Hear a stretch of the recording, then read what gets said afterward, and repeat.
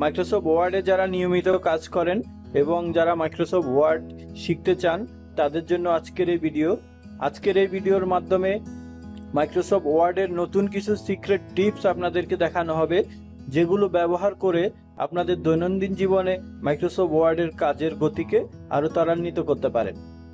চলুন দেখি কিভাবে মাইক্রোসফট ওয়ার্ডকে আরও বেশি ইউজার ফ্রেন্ডলি করা যায় এবং আজকের কিছু গুরুত্বপূর্ণ সিক্রেট টিপস। মাইক্রোসফট ওয়ার্ডে যখন আমরা একটি লেখাকে বারবার লিখতে হয় তখন সেই ক্ষেত্রে আমরা ওই লেখাটি বারবার করে না লিখে আমরা একটি সিক্রেট টিপস ব্যবহার করতে পারি, ADL।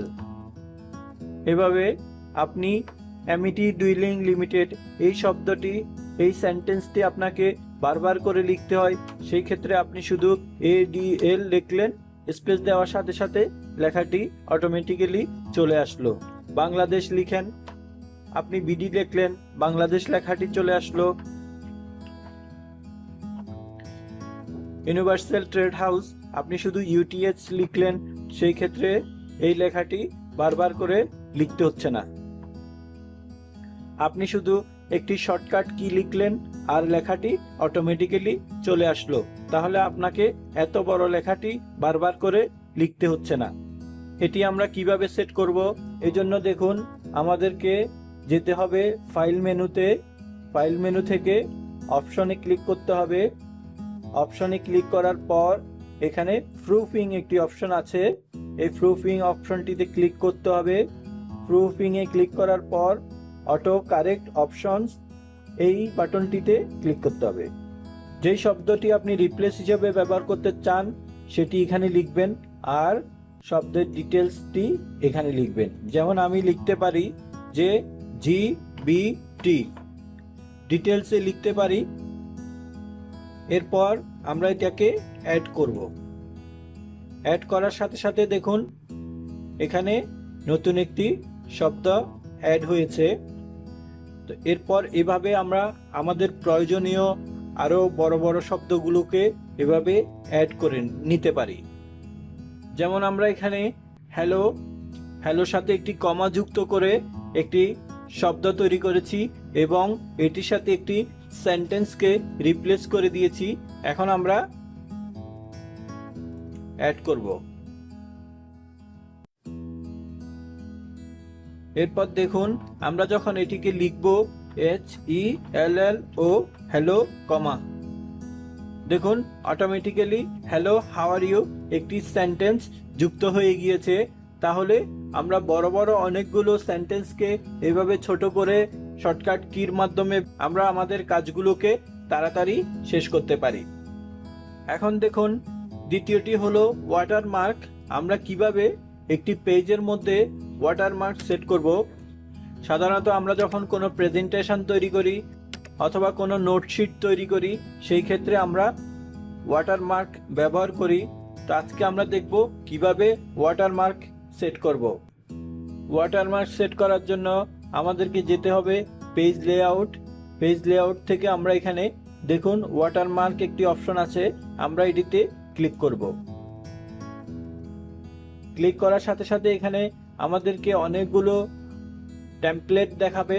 আমরা এখান থেকে যে কোনো একটি টেমপ্লেট সিলেক্ট করতে পারি, তবে সিলেক্ট করার আগে আমাদেরকে ওয়াটারমার্কটি সেট করে নিতে হবে। এখানে কাস্টম ওয়াটারমার্ক আছে, এখানে ক্লিক করে আমরা ওয়াটারমার্কে কি লিখতে চাই সেটি এখানে টাইপ করে দিব, FM Info IT।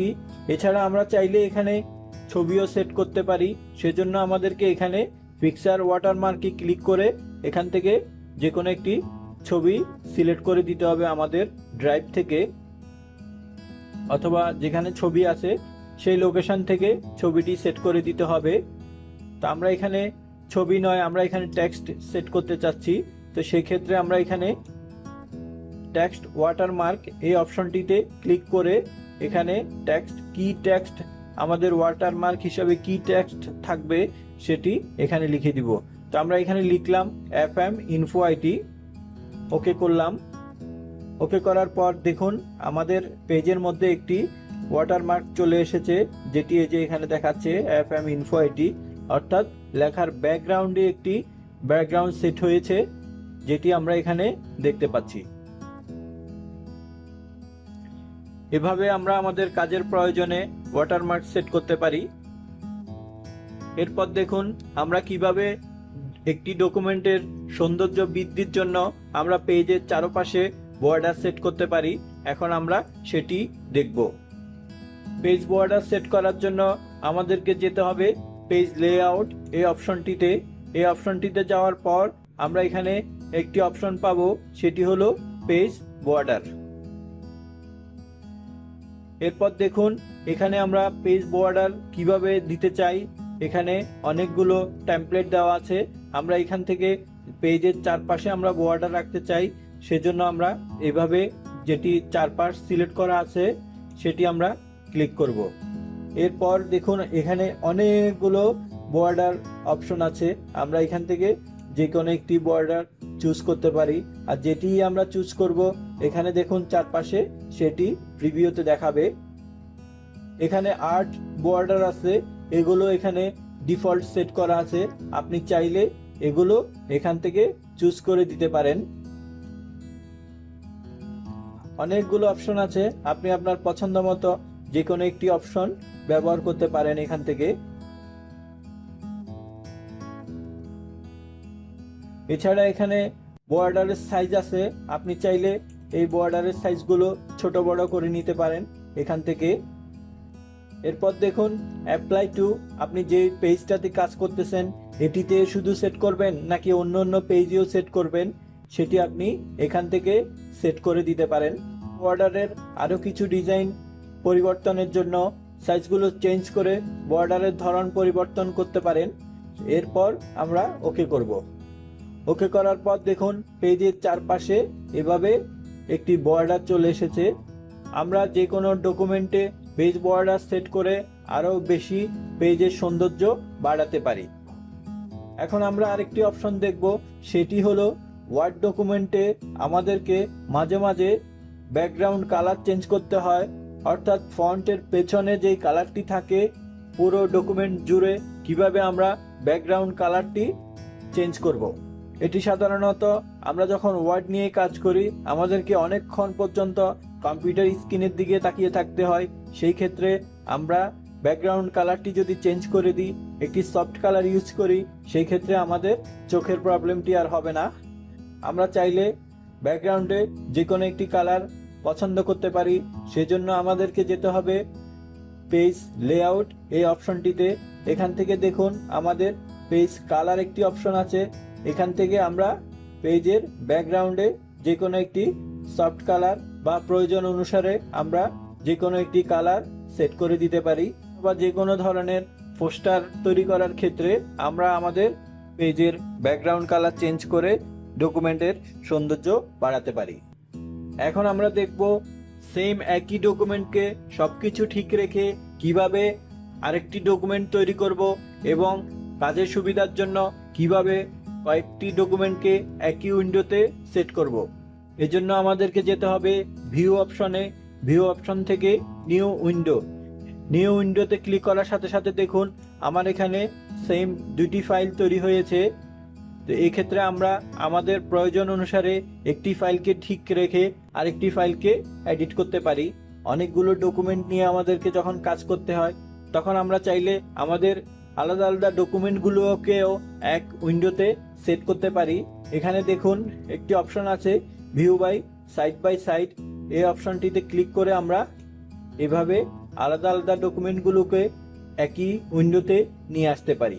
এই জন্য আমাদেরকে যেতে হবে ভিউ থেকে সাইড বাই সাইড এই অপশনটিতে।